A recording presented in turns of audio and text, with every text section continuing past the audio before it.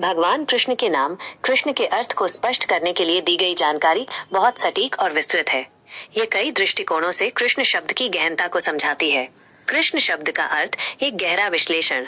कृष्ण नाम, जैसा कि बताया गया है, संस्कृत के दो मूल तत्वों कृष और वर्ण से मिलकर बना है और इसके कई गूढ़ अर्थ हैं जो भगवान कृष्ण के पर ब्रह्म स्वरूप को दर्शाते हैं। सबके आत्मा। पहले विश्लेषण के अनुसार कृष का अर्थ है सब ओर या समस्त और ओर का अर्थ है आत्मा। इसका तात्पर्य है कि भगवान कृष्ण पर ब्रह्म परमात्मा है जो सभी के भीतर आत्मा के रूप में निवास करते हैं। वे सर्वव्यापी हैं और हर जीव में उनकी चेतना व्याप्त है। सर्वव्यापी आदि पुरुष, दूसरे अर्थ में कृष को सर्व, समस्त का वाचक और नकार को आदिवाचक कहा गया है। यह इंगित करता है कि कृष्ण सर्वव्यापी परमेश्वर हैं जो सभी के आदि पुरुष, मूल पुरुष या स्रोत हैं।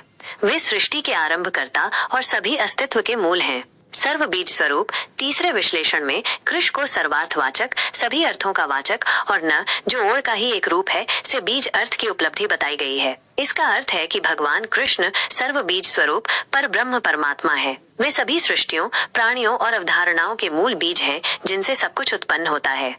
भक्ति और दास्य के प्रदाता। अंतिम और एक अत्यंत महत्वपूर्ण अर्थ में कृष का अर्थ भगवान की भक्ति और मेर का अर्थ उनका दास्य है। यह अर्थ भावनात्मक और आध्यात्मिक गहराई प्रदान करता है, जहाँ कृष्ण को वे कहा गया है जो अपनी भक्ति और दास्य सेवा प्रदान करते हैं।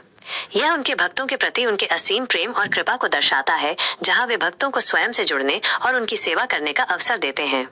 यह विश्लेषण कृष्ण नाम की बहुआयामी प्रकृति को स्पष्ट करता है, जो न केवल उनकी सर्वव्यापकता और सृष्टिकर्ता के रूप में भूमिका को दर्शाता है, बल्कि भक्तों के साथ उनके अंतरंग संबंध और उनकी कृपा को भी उजागर करता है।